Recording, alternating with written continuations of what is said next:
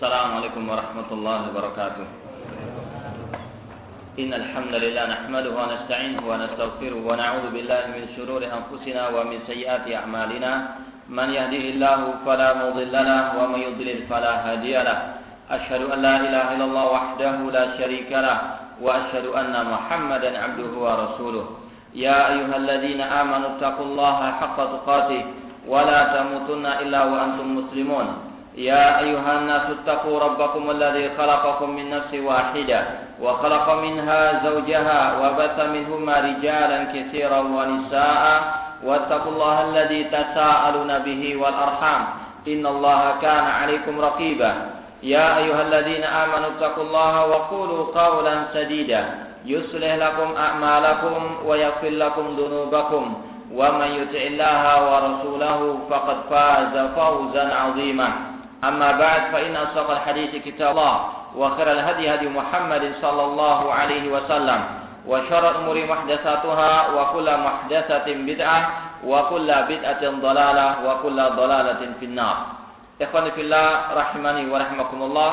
Kita lanjutkan kembali kajian kitab Ziyadatul Iman atau Asbab Ziyadatul Iman warsanihi oleh Syekh Dr. Abdul Razzaq bin Abdul Muhsin bin Hamad Al-Abbad Al-Badr hafizahullah taala. Kita masuk dalam pembahasan wa min asbab ziyadatil iman wa taqwiyatihi, tentang sebab-sebab bertambahnya keimanan dan kokohnya keimanan, bagian yang ketiga. Bagian pertama tentang masalah merenungkan, mempelajari ayat-ayat Allah yang ada di dalam Al-Quran maupun hadis Rasul SAW.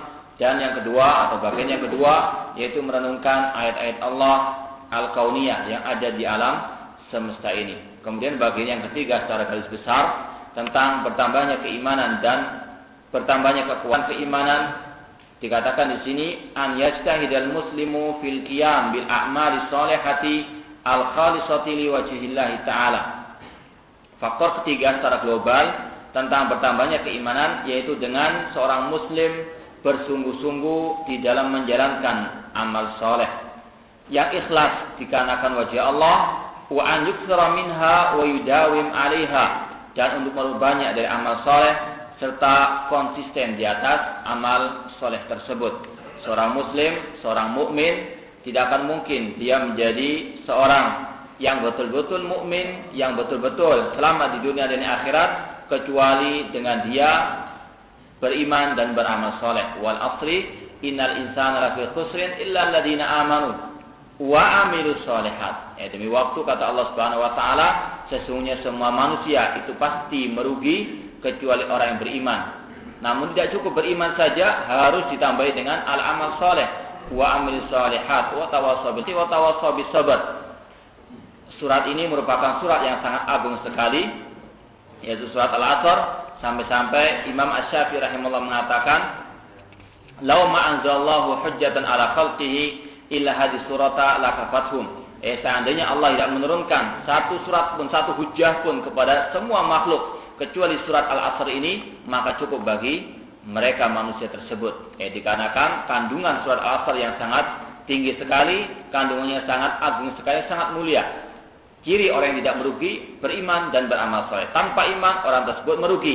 Sebagaimana Allah berfirman, "La in asyrakta la yahbatanna 'amaluka wa la takunanna minal khasirin." Seandainya engkau yang Muhammad berbuat syirik sedikit saja, tidak beriman, tidak bertauhid, tidak berakidah dengan yang akidah yang benar, maka gugur semua amalmu dan engkau termasuk orang yang merugi. Wa may yabtaghi ghairal islami dinan fala yuqbala min wa huwa fil akhirati minal khasirin. Barang siapa yang mencari agama selain Islam, maka ditolak, tidak diterima oleh Allah, dan di akhirat termasuk orang yang merugi. Orang yang tidak merugi adalah orang yang beriman, yang bertauhid, yang mengesahkan Allah di dalam uluhiyahnya, dalam beribadah kepadanya. Dan tidak cukup hanya itu, harus dia juga melaksanakan konsekuensi daripada keimanannya. Karena keimanan sudah kita sebutkan definisinya menurut ahli sunnah, yaitu qaulun bil lisan wa i'tiqadun bil janan wa amalun bil arkan.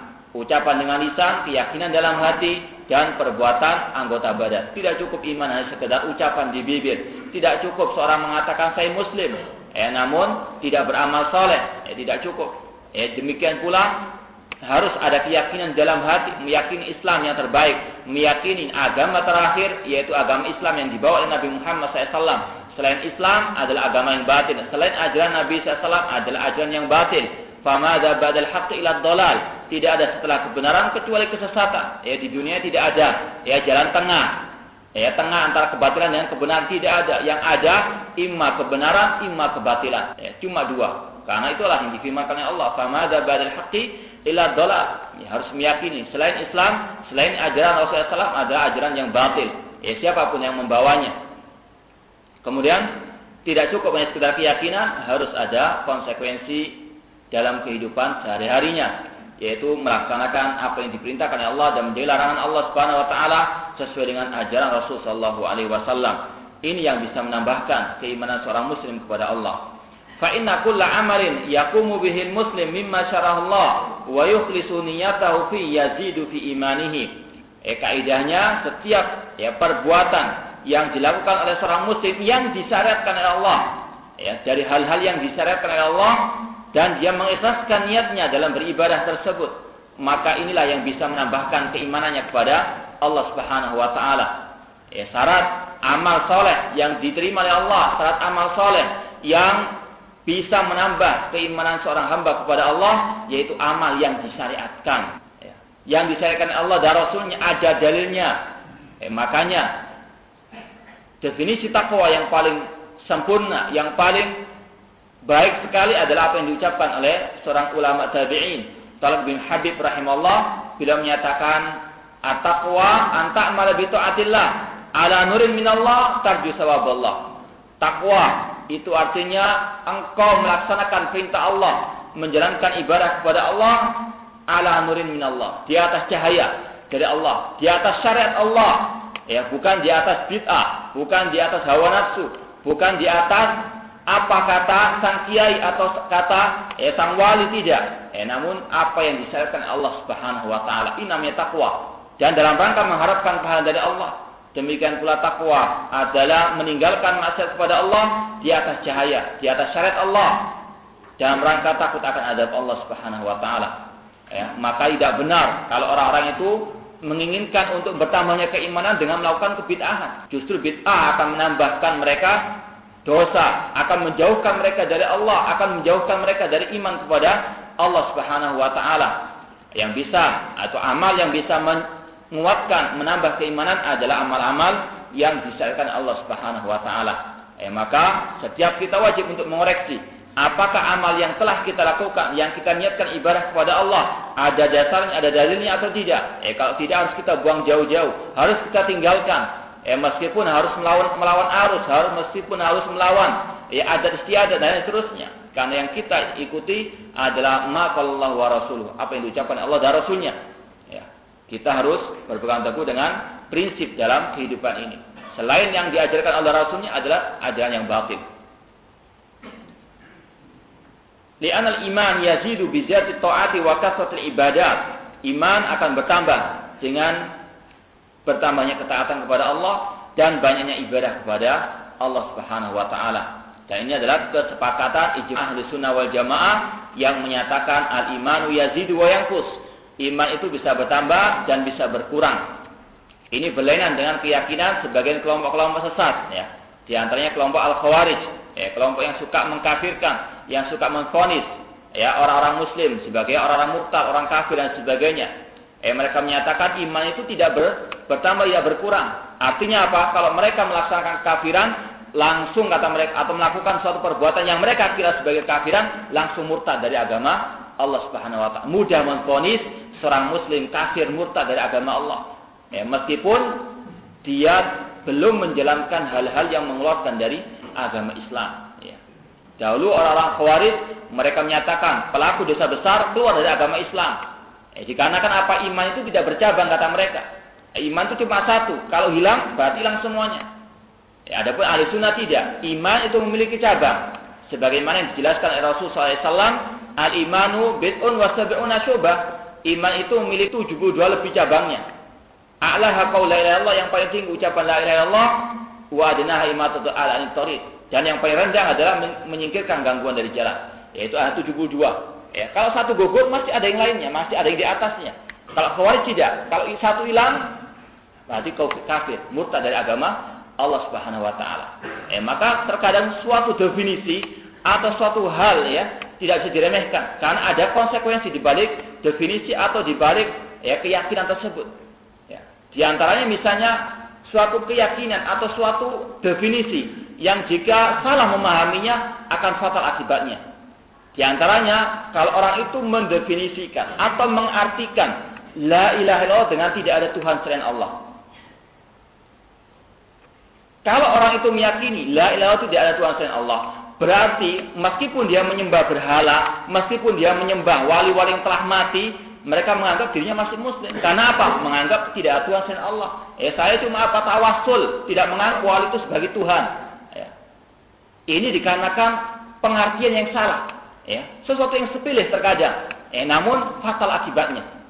Ketika dia menyembah seorang wali yang telah mati di kuburan, dia menyatakan saya nggak menyatikan dia sebagai Tuhan, saya masih meyakini la ilaha illallah tidak ada Tuhan selain Allah. Padahal bukan itu makna la ilaha illallah. La ilaha illallah maknanya adalah ma'budu bihaqqin illallah, tidak ada yang berhak disembah dengan benar kecuali Allah, tidak boleh beristighatsah kecuali hanya kepada Allah, tidak boleh berdoa kecuali hanya kepada Allah. Dan orang yang menjadikan wali-wali sebagai perantara dalam berdoa, maka dikatakan Allah sebagai orang-orang yang musyrik. Walladzina takhadhu min dunihi awliya ma na'buduhum illa liqarribuna ila Allahi zulfa. Orang-orang yang menyeru selain Allah, menjadikan sekutu selain Allah, mereka menyatakan mana na'buduhum, kami tidak beribadah kepada orang yang telah mati tersebut, akan tapi kami menjadikan mereka sebagai perantara yang mendekatkan kami dengan Allah dengan sedekat-dekatnya. Dikarenakan salah mendefinisikan, akhirnya fatal akibatnya. Makanya kita harus kembalikan semua permasalahan definisinya kepada ulama ahli sunnah wal jamaah. Kalau tidak, fatal akibatnya. Di antaranya masalah iman. Iman kalau definisinya kata orang Khawarij, definisi iman itu tidak bercabang iman tersebut. Iman tidak bertambah, tidak berkurang. Kalau saat gugur hilang semuanya kafir orang tersebut. Ini adalah keyakinan orang Khawarij dahulu maupun sekarang, meskipun tidak harus orang Khawarij sekarang ini semuanya keyakinan seperti zaman dahulu tidak.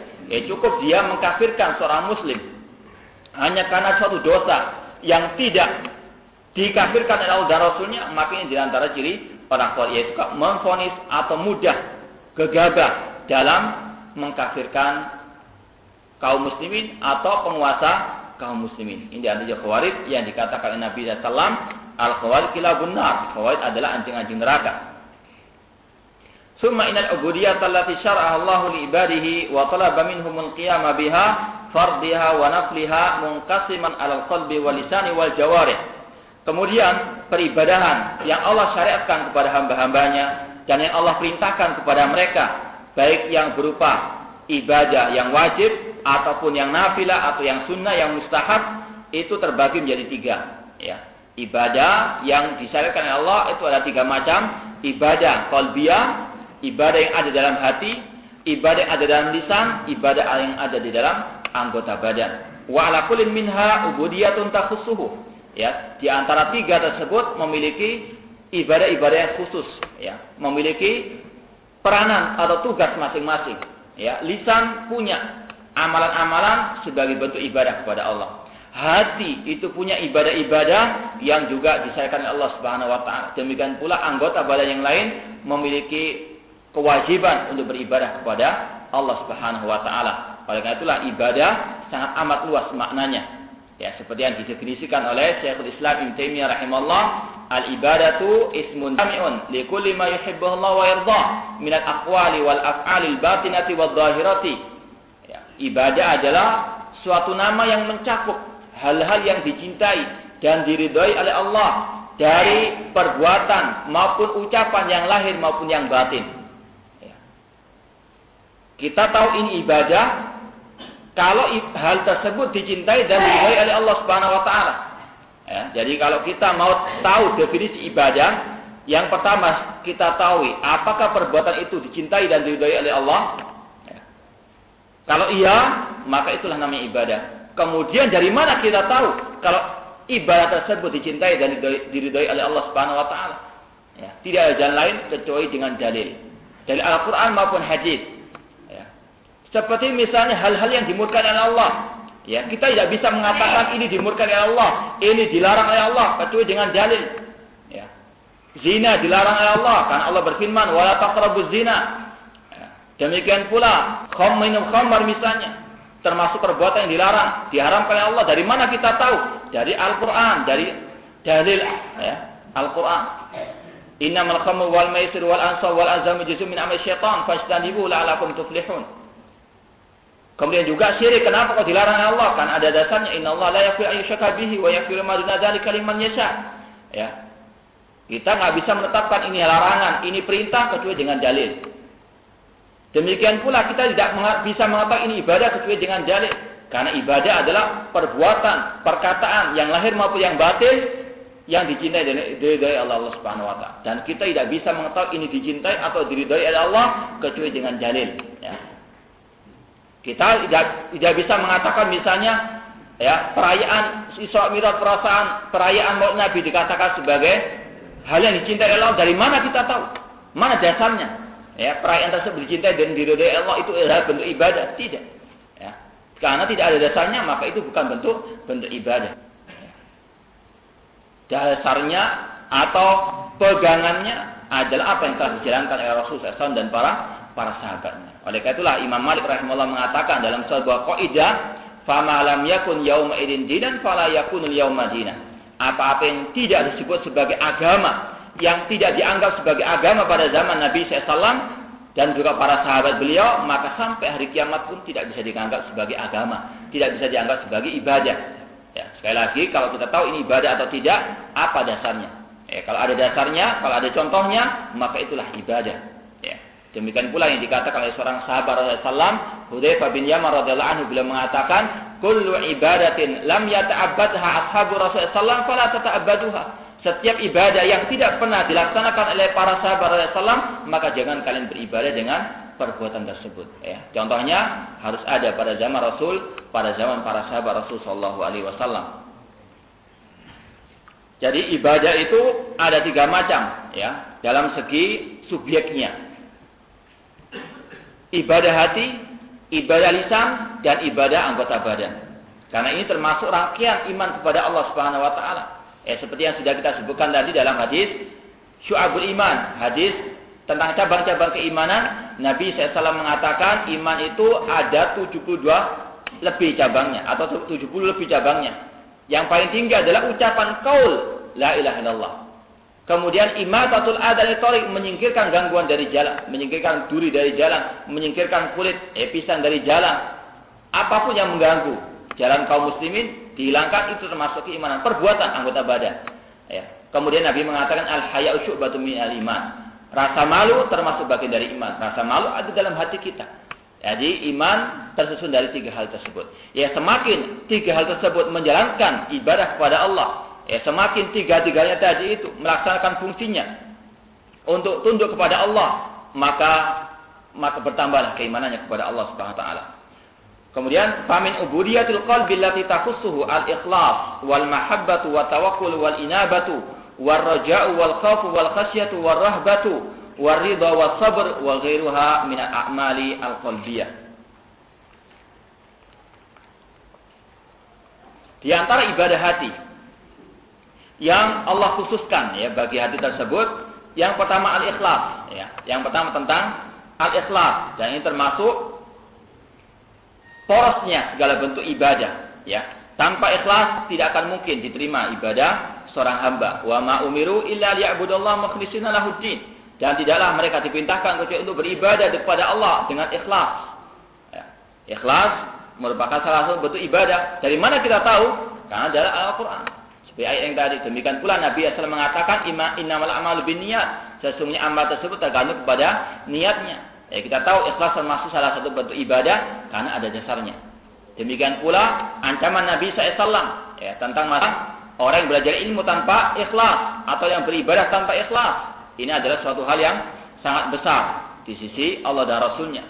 Nabi SAW mengatakan kepada atau menasihatkan kita semuanya dalam sabda beliau, "Man ta'allama ilma mimma yabtaghi bihi wajha Allah la yata'allamuhu illa li ghairi min ad-dunya lam yajid rihal jannah." Kata Nabi SAW, barang siapa yang mencari ilmu yang selayaknya untuk diikhlaskan kepada Allah, ya, namun dia mencarinya untuk permasalahan dunia, untuk mencari bagian dari dunia, maka dia tidak mencium bau surga. Ini ancaman berat bagi orang yang belajar ilmu agama, namun dia mengharapkan bagian dari dunia. Belajar agama agar dikatakan seorang alim, agar dipandang oleh manusia, agar mendapatkan kedudukan dan sebagainya, maka ancamannya berat. Ya, Nabi mengatakan lam yajid hajan, dia tidak akan mencium bau surga. Bahkan dalam riwayat lain, 3 orang yang pertama kali akan dimasukkan dalam api neraka, yaitu seorang yang belajar Al-Quran, ya, tujuannya untuk dikatakan sebagai Al-Qari, ya, agar menang dalam musabaqah tilawatil Quran, ya, agar dijunjung oleh manusia namanya. Demikian pula orang yang dermawan, ya, namun tujuannya untuk riya, dipandang sebagai, ya, orang yang sangat murah hati dan seterusnya, akan dimasukkan dalam api neraka. Dan pertama kali yang dimasukkan dalam api neraka. Demikian pula yang berjihad jalan Allah, niatnya bukan karena Allah, namun agar dipuji oleh manusia, agar mendapatkan sanjungan dari manusia. Maka ikhlas ini merupakan suatu hal yang sangat penting bagi kehidupan seorang manusia. Ya, memang mudah untuk kita ucapkan, namun harus penuh perjuangan. Ya, ikhlas mudah, ya, kita nasihatkan kepada diri kita, kepada semuanya mudah, namun perlu untuk kita, ya, terus melangkah dan untuk terus mengoreksi.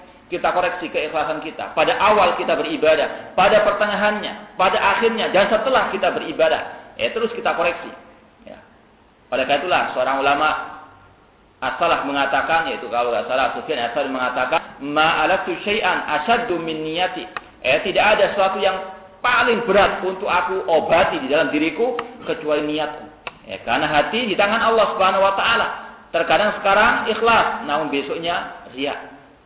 Mungkin sekarang, ya, waktu misalnya takbiratul ihram, Allahu Akbar, niatnya ikhlas karena Allah, ya, namun syaitan tidak akan pernah, ya, untuk mendiamkan seorang muslim beribadah kepada Allah, untuk ikhlas kepada Allah. Terus dibisikkan, ya, kepadanya bahwa ada orang melihat di belakangnya, orang yang terpandang, orang yang ingin untuk memberinya, ya, misalnya kehormatan atau memberinya kedudukan atau harta dan sebagainya, maka niatnya berubah dari ikhlas kepada ar-riya.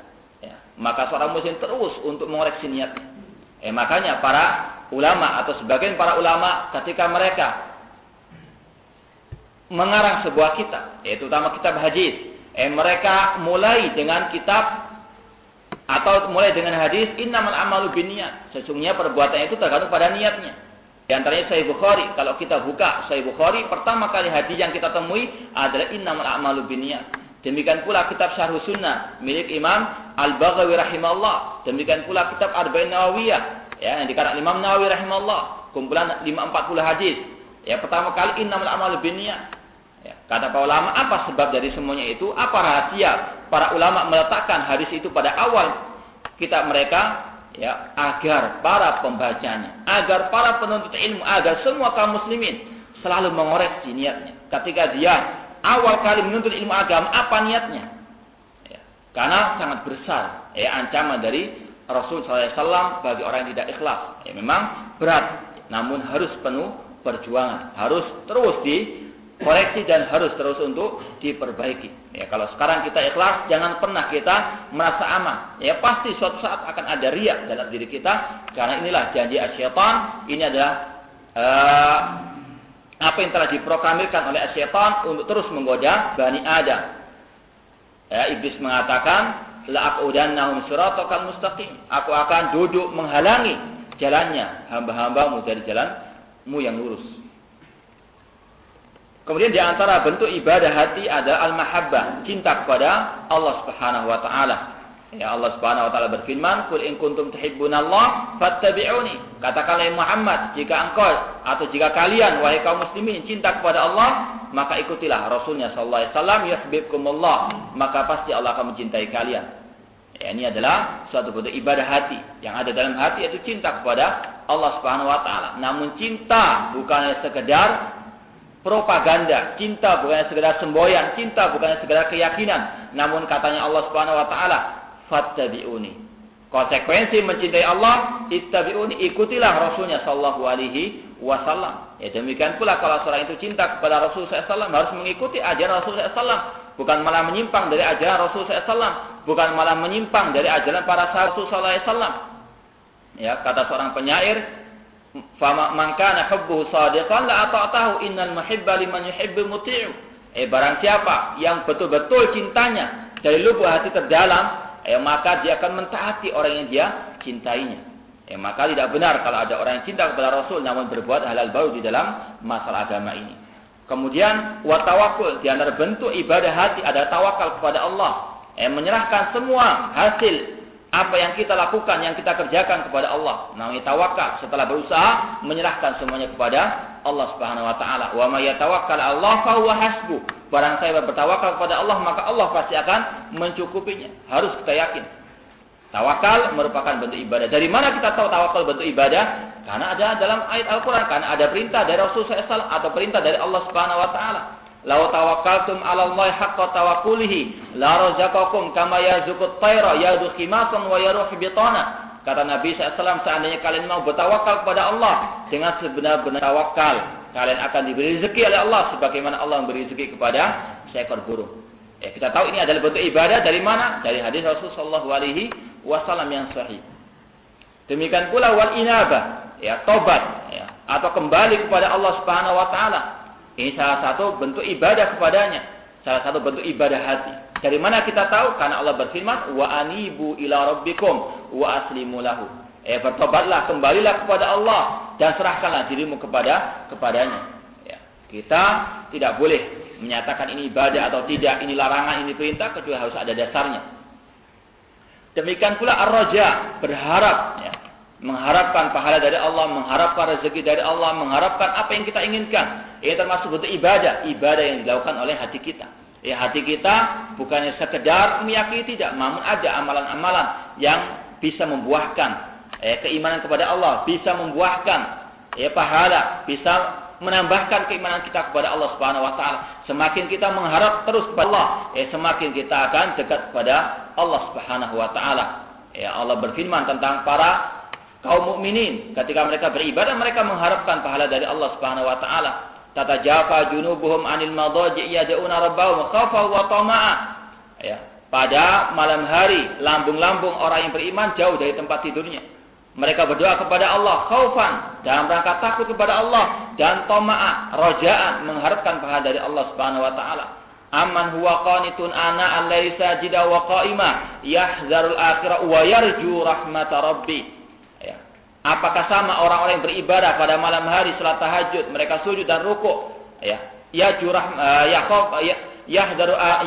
akhirah, takut kepada negeri akhirat, dan yarju rahmata rabbi, mengharapkan rahmat dari Allah Subhanahu wa taala. Inilah yang dikatakan oleh para ulama sebagai dua rukun ibadah.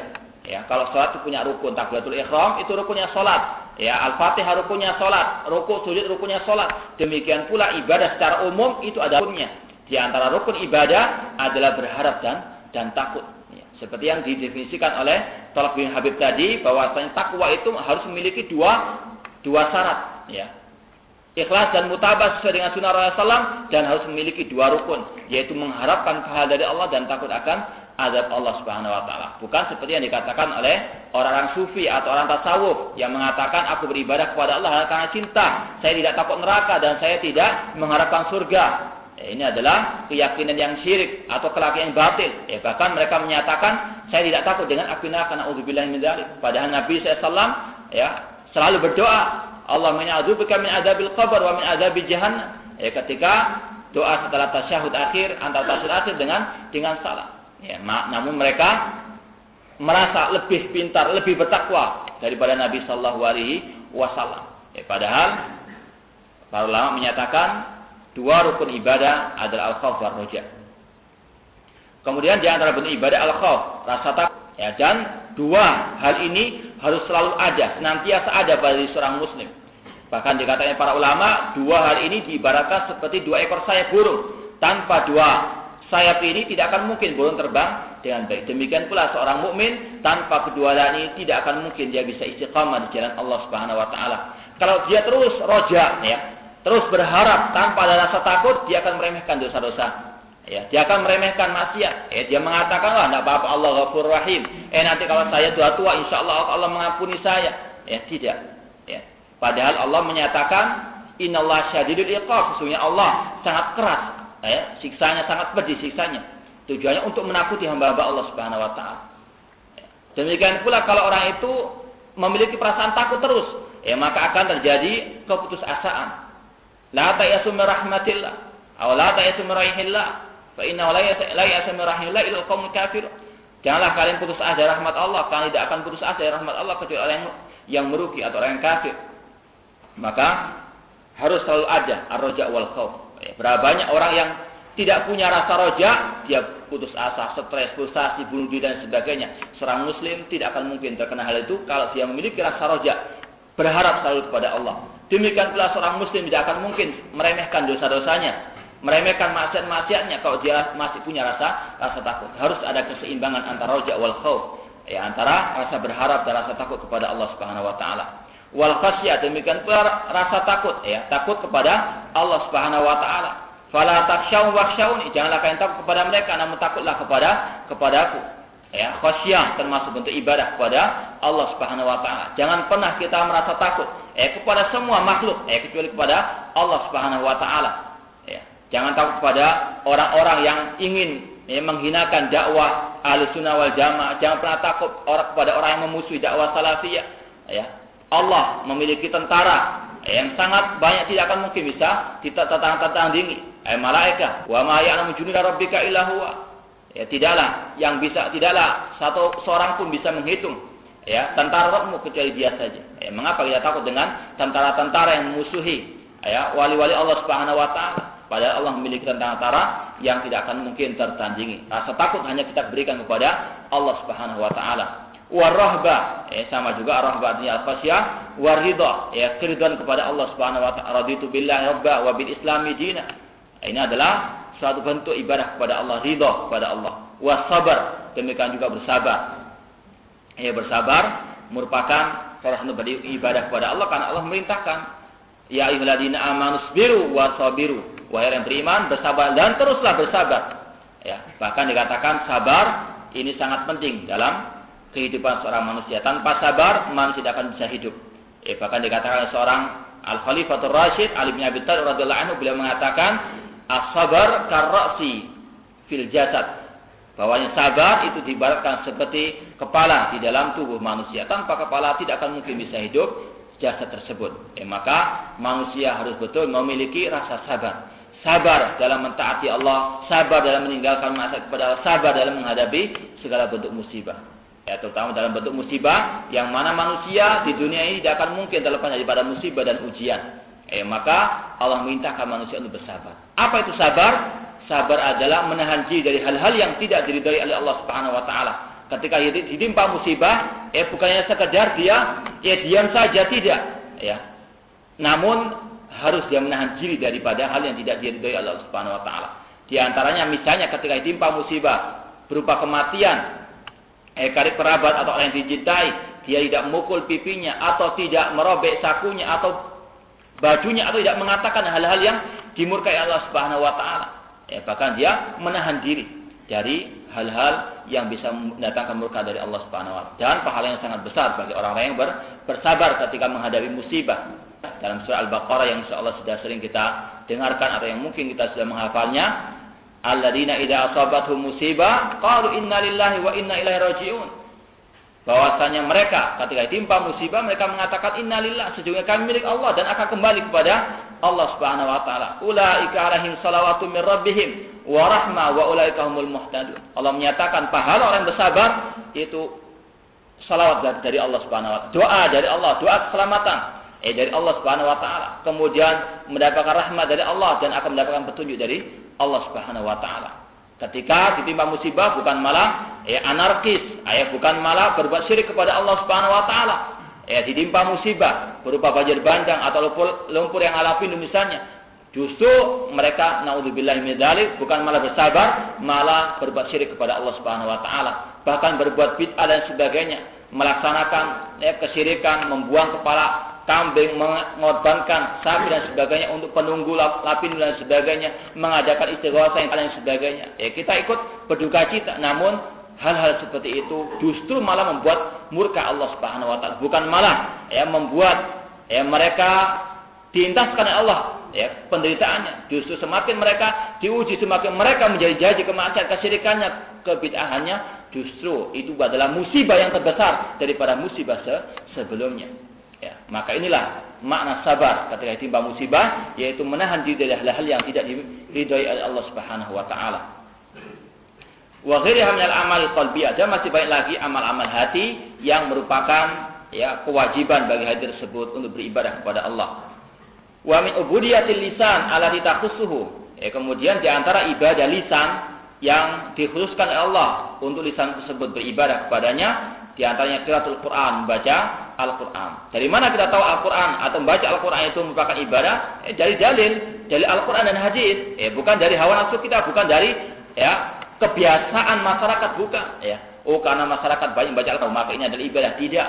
Ukurannya bukan adat istiadat, bukan ukurannya kebiasaan masyarakat, bukan mayoritas masyarakat. Namun dalilnya adalah Al-Quran. Waratil Qur'ana tartila. Kata Nabi sallallahu alaihi wasallam, "Iqra'al Qur'an fa innahu ya'ti yaumal qiyamah syafi'an li ashabi." Ya, baca Al-Quran karena Al-Quran akan datang pada hari kiamat sebagai pemberi syafaat kepada orang yang membacanya. Ya. Ta'ala khairukum man ta'allama Al-Quran wa 'allama. Sebaik-baiknya adalah orang yang belajar Al-Quran dan mengajarkan Al-Quran. Ya, kita tahu itu adalah ibadah, kan ada dasarnya. Bukannya sekedar ikut-ikutan. Enggak, harus kita yakini itu ibadah yang Allah dan Rasulnya perintahkan kepada kita. Demikian juga takbir. Ya, bertakbir kepada Allah Subhanahu wa taala. Ya, wa kabbirhu takbira. Jangan bertakbirlah, agungkanlah Allah dengan sebenarnya takbir. Namun takbir yang benar, ya, bukan diiringi dengan kebid'ahan, bukan dengan zikir berjamaah, ya, bertakbir dengan berjamaah bukan. Meskipun di hari raya Idul Fitri, ya, tidak ada syariat takbir berjamaah, tidak pernah dicontohkan oleh Rasul sallallahu alaihi wasallam. Setiap orang bertakbir sendiri-sendiri, ya, entah di mushola, entah nanti di jalan, nanti pada pagi hari ketika sholat Id tidak ada zikir berjamaah atau takbir berjamaah. Ya, takbir ibadah, ya. Kita tidak mengingkari takbirnya, namun mengingkari caranya yang salah. Seperti yang telah dipraktekkan oleh seorang sahabat Rasulullah SAW, Abdullah bin Mas'ud radhiyallahu taala anhu, ketika melihat ada sekelompok manusia berzikir berjamaah. Ya, salah seorang dari mereka memimpin, halilu mi'ah, bertahlillah 100 kali. Sabbihu mi'ah, bertasbihlah 100 kali. Wa kabbiru mi'ah, bertakbirlah 100 kali. Maka Abdullah bin Mas'ud radhiyallahu anhu mengatakan, uddu sayyi'atikum, hitung kejelekan-kejelekan kalian. Ya. Padahal mereka bertakbir, namun yang diingkari oleh Abdul Mas'ud bukan takbirnya, namun caranya yang salah. Dengan cara apa? Berjamaah. Ya, kemudian beliau mengatakan, wahai hakum ya umat Muhammad, alangkah celakanya engkau atau kalian wahai umat Muhammad, wahai kalian berzikir berjamaah. Ma'asra halakatakum, alangkah cepatnya kecelakaan atau kebinasaan kalian. Hadi thiyabu lam tabla wa aniyatu lam tuksa. Ya, pakainya Rasul masih belum sang. Ya, bejana beliau masih belum pecah. Artinya beliau Rasulullah SAW baru meninggalkan kita. Kenapa kok kalian sudah menyimpang dari ajaran Rasul sallallahu alaihi wasallam? Ya, kemudian beliau mengatakan waladzi nafsi biyadi, demi jiwaku yang ada di tangannya. Innakum la'ala millatin ahda min millati Muhammad aw muftatih dhalalah. Kalian ini cuma ada dua kemungkinan. Kalian menganggap diri kalian lebih baik daripada Nabi Muhammad SAW, atau diri kalian sengaja membuka pintu-pintu kesesatan.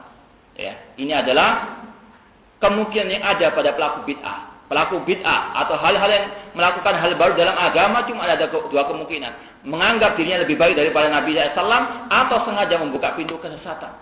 Ya, kemudian orang yang berzikir jamaah tersebut menyatakan, ya Aba Abdurrahman, ma aradna ilal khair. Wahai Aba Abdurrahman, kami tidak melakukan hal ini, tidak melakukan berzikir jamaah kecuali niat kami ikhlas, niat kami ibadah kepada Allah.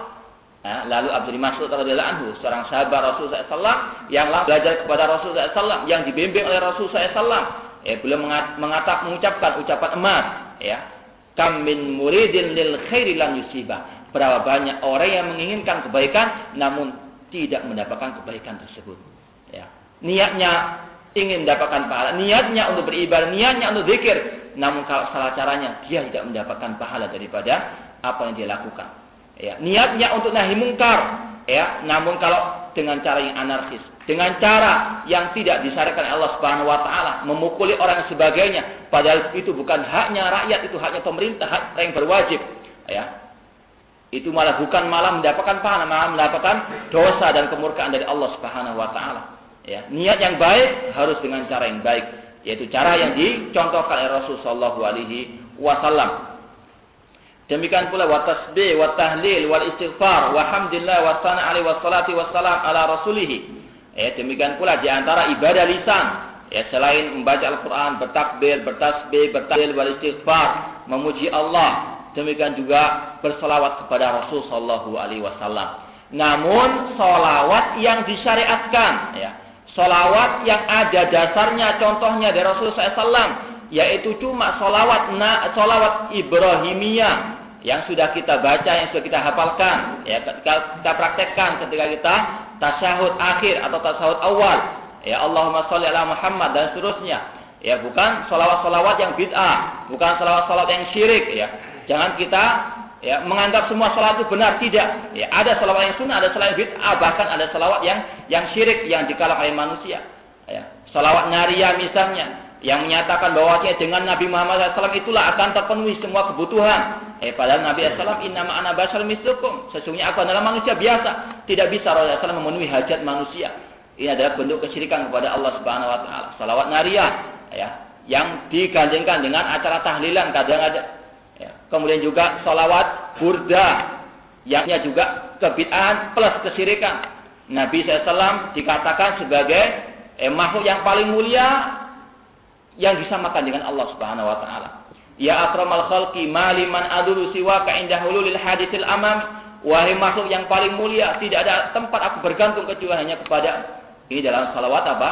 Salat Buddha yang dibaca di sekeliling kita, tanpa disadari telah mengucapkan sebuah ucapan syirik kepada Allah Subhanahu wa taala. Ya. Terkadang mereka, ya, murka kalau tokoh-tokohnya dilecehkan, namun mereka telah melecehkan Allah, tidak sadar melecehkan Allah Subhanahu wa taala. Allah disejajarkan dengan Nabi Muhammad SAW. Kemudian dikatakan bahwasanya wa min judika dunya wa darrataha wa min ulumika ilmul lauhi wal qalam. Bahwasanya di antara kedermawananmu Nabi Muhammad SAW adanya dunia dan akhirat. Ya.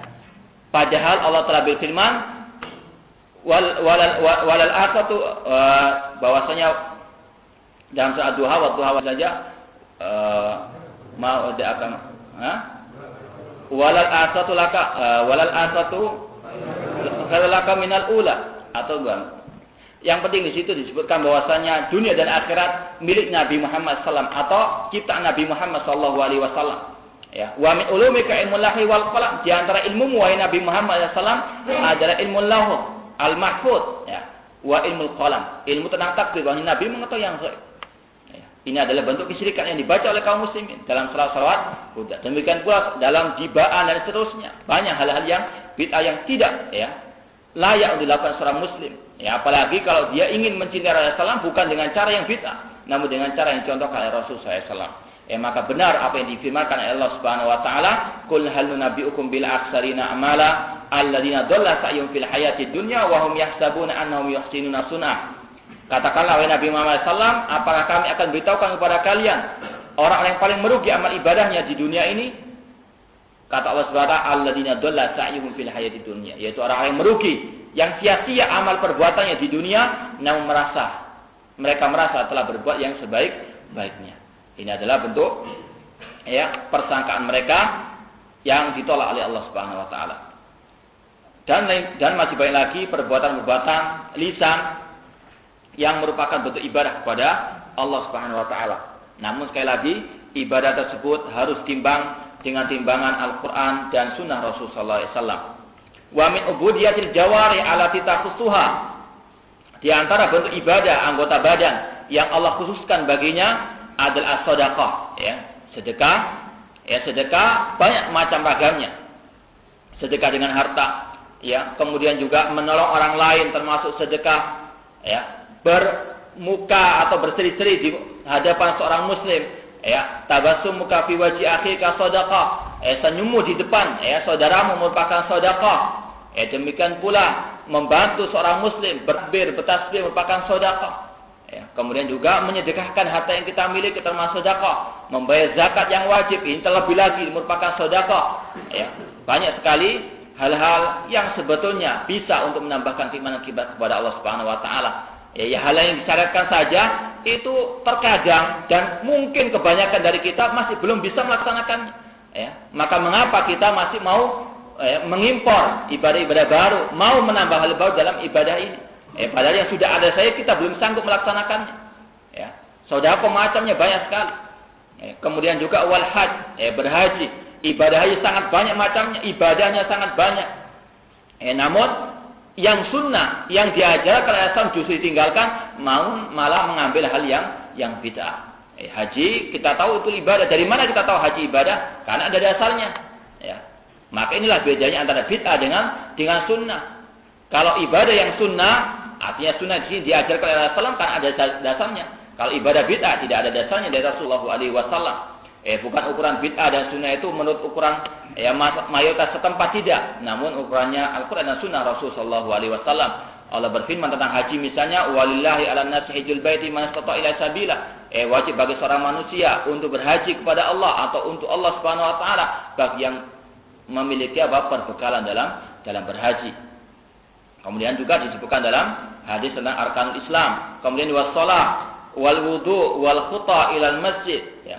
Melaksanakan salat yang sunnah maupun yang yang wajib, berwudu, ya, wudu yang disyaratkan oleh Nabi SAW. Kemudian juga pergi ke masjid, melangkahkan kaki ke masjid merupakan bentuk ibadah yang dilakukan oleh anggota badan seorang muslim. Kita membaca Al-Quran atau kita pergi ke majlis ta'lim misalnya atau pengajian merupakan ibadah kepada Allah karena merupakan hal yang diperintahkan oleh Allah Subhanahu wa taala. Man salaka tariqan yaltamisu fi ilman sahalallahu bi tariqil jannah. Barang siapa yang menelusuri jejak atau yang berjalan dalam rangka menuntut ilmu agama, maka Allah mudahkan jalannya menuju surga. Ya, bukan berjalan menuju kepada acara yasinan atau tahlilan atau mulutan atau dibaan dan sebagainya. Ini bukan perbuatan yang disunahkan oleh Rasulullah, bukan ibadah, malah itu adalah hal baru yang ada dalam agama ini yang sesat dan menyesatkan. Bukan itu yang mendapatkan pahala, bukan itu yang menambahkan keimanan, justru itu yang merusak keimanan hamba kepada Allah Subhanahu wa taala. Bukan malah mendekatkan kepada Allah, namun mendekatkan kepada asyaitan, ya.